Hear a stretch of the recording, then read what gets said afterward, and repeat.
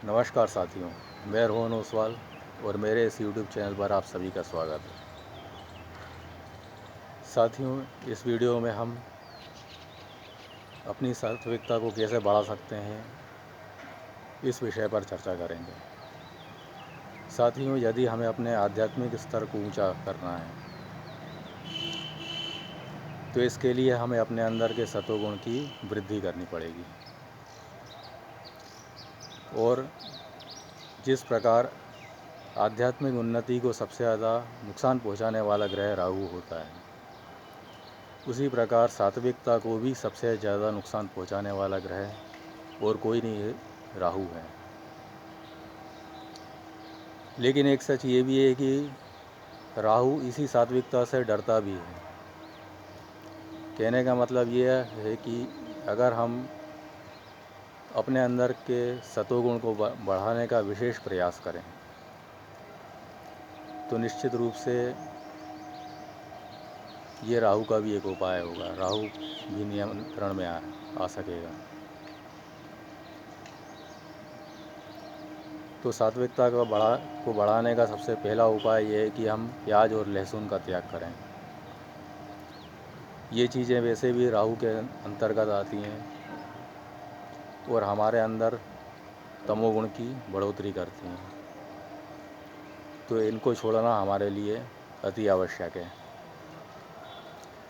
इसके अलावा हमारे लिए राई को छोड़ना भी बहुत ज़रूरी है। जितने भी मसाले हैं उनमें राई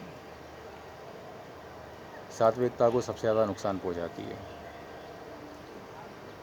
और सभी मसाले स्वास्थ्य के लिए अच्छे होते हैं, राई के भी कुछ औषधीय गुण हैं, इसमें कोई शक वाली बात नहीं है। लेकिन जो लोग ये चाहते हैं कि हम ज़्यादा से ज़्यादा सात्विक बने, उनको राई छोड़नी ही पड़ेगी। साथियों, इसके अलावा हम अपने जो भी हम खाते पीते हैं उसमें मूंग की दाल पर हमें विशेष ध्यान देना चाहिए। हमें हफ्ते में कम से कम 4 से 5 बार मूंग की दाल का सेवन करना चाहिए, क्योंकि जितने भी अन्न हैं और दालें हैं, यदि सात्विकता की बात की जाए तो मूंग की दाल सर्वोपरि है।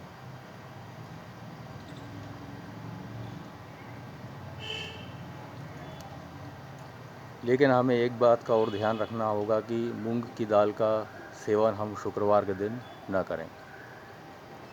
इसका कारण ये है कि मूंग की दाल सतोगुण में बढ़ोतरी करती है और शुक्रवार का दिन शुक्र ग्रह का होता है, जिसका संबंध लग्जरी से है।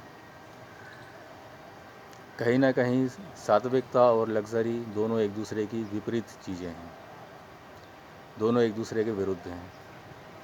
इसलिए ये ज़रूरी हो जाता है कि मूंग की दाल का सेवन हम शुक्रवार के दिन ना करें। बाकी सप्ताह के 6 दिन हम मूंग की दाल का सेवन कर सकते हैं। शनिवार, बुधवार और रविवार ये दिन मूंग की दाल का सेवन करने के लिए सबसे अच्छे माने जा सकते हैं।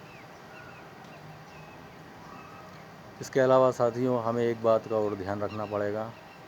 अब वैसे तो कई बातें हैं, लेकिन आप इस वीडियो में एक बात और सुन लें कि हमें रात में पीले बल्बों का उपयोग करना पड़ेगा।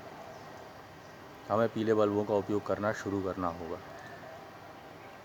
इसका कारण ये है कि जो पीला प्रकाश होता है वो बृहस्पति के अंतर्गत आता है, और रात में सात्विकता को सबसे ज़्यादा नुकसान पहुंचाने वाला ग्रह राहु, इसकी ताकत बढ़ जाती है। तो यदि हम रात्रि में पीले बल्बों का उपयोग करते हैं, पीले प्रकाश का उपयोग करते हैं, तो इससे राहु बृहस्पति के नियंत्रण में आ जाएगा, जिससे राहु हमें कष्ट पहुंचाने में असमर्थ हो जाएगा। तो हमें पीले बल्बों का उपयोग करना पड़ेगा। इसके अलावा एक और उपाय आपको बता देते हैं, आप ज़्यादा से ज़्यादा ध्यान करें। साथियों, ध्यान तो हम कभी भी कर सकते हैं, लेकिन ध्यान करने का सबसे अच्छा समय है सुबह सोकर उठने के बाद और रात को सोने जाने से पहले। इन दोनों अवसरों पर किया गया ध्यान बहुत ही कल्याणकारी होता है, हमारे अंदर के सतोगुण की वृद्धि करता है। जब भी हम ध्यान करें तो हमें एक बात का ध्यान रखना होगा कि हम कम से कम 30 मिनट तक लगातार ध्यान करें।